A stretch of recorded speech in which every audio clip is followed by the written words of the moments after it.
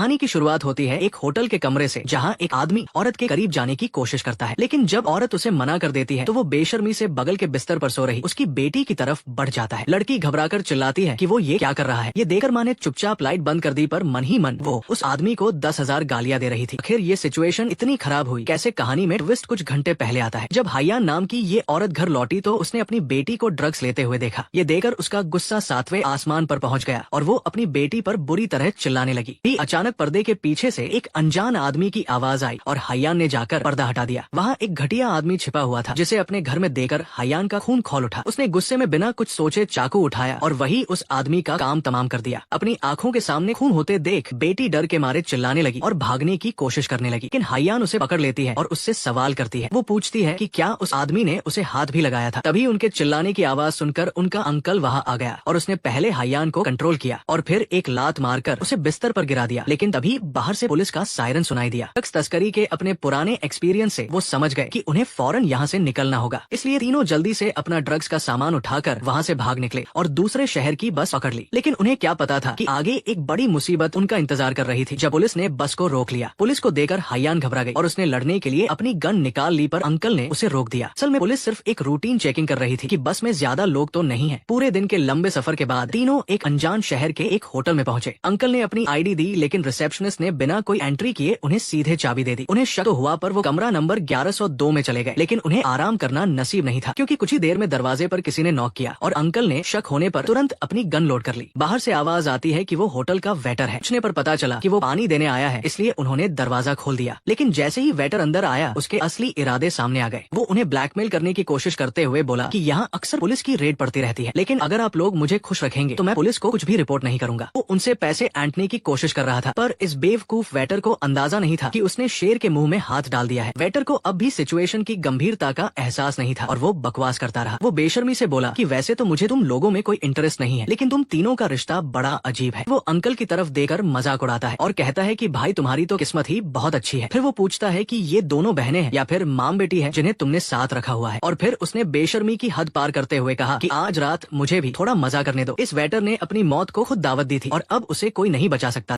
अस्पताल के फर्श पर महिला की नजर पड़ी एक लॉटरी टिकट पर। उसने सोचा, अरे वाह, कोई मिड डे स्पेशल तो नहीं मिला। टिकट उठाया और नंबर चेक किया। OMG, $5 मिलियन जीत लिए। इतना विश्वास नहीं हुआ कि उसने नर्स की बाहें ही काट ली। हाँ, सही सुना, काट ली। नर्स चिल्लाई, अये आ। तब जाकर महिला को समझ आया, ये सपना नहीं, सच में 5 मिलियन जीत गई हूँ मैं। खुशी का ठिकाना नहीं रहा। अब तो बच्चा पालने के लिए मम्मी की गोल्डन गिफ्ट मिल गई। लॉटरी क्लेम करने निकली, लेकिन तभी शुरू हो गई किस्मत की रेस। एक दिन बोतल की ड्रिंक खरीदी तो खोली और यार फ्री में दूसरी भी मिली, मतलब बाय 1 गेट 1 फ्री। फिर एक बार किसी रेस्टोरेंट में खाना खाया तो एक अमीर आदमी सबका बिल पक्का कर गया। महिला बोली, क्या मैं अपना पैसा खर्च करूं भी या नहीं। और अब सुनो मजेदार हिस्सा। रियल एस्टेट कंपनी के बाहर खड़ी थी और यूं ही लकी ड्रॉ में हिस्सा लिया और क्या, उसे एक विला जीत गया। उसने पेट की तरफ देखा और बोली, लगता है मेरे पेट का बच्चा ही मेरी लकी चार्म है। 5 साल बाद जुड़वा बच्चे हुए। छोटे बोले, मम्मी हमें पापा चाहिए। अब उसने सोच लिया, चलो 3 ब्लाइंड डेट्स कर देते हैं। लेकिन हर डेट पर महिला ने दिल किया, नेक्स्ट नेक्स्ट नेक्स्ट, मतलब टिंडर पर स्वाइपिंग से कम नहीं। वो जाने ही वाली थी कि अचानक टकरा गई एक वेटर से। लेकिन क्या पता था उसे, वो वेटर कोई आम वेटर नहीं बल्कि अरबपति CEO था। हाँ, वही CEO जो अपनी माँ की शादी की जिद से बचने के लिए होटल में वेटर बनकर छुपा बैठा था। तभी अचानक दोनों बच्चे दौड़े धूपे उसके पास और बोले, पापा। बच्चे जिद करने लगे, यही हमारे पापा होंगे। महिला ने कहा, ठीक है, अगर ये आदमी तुम्हारा पापा बनेगा तो एक शर्त है, तुम्हें इतना गरीब बनने का नाटक करना होगा कि उसे लगे हम बस 2 रुपये के चिल्लर वाले हैं। और हाँ, बिल्कुल भी पता नहीं चलना चाहिए कि हमारे पास एक पूरा विला है। जुड़वा बच्चों ने खुशी खुशी हाँ कर दी। उधर CEO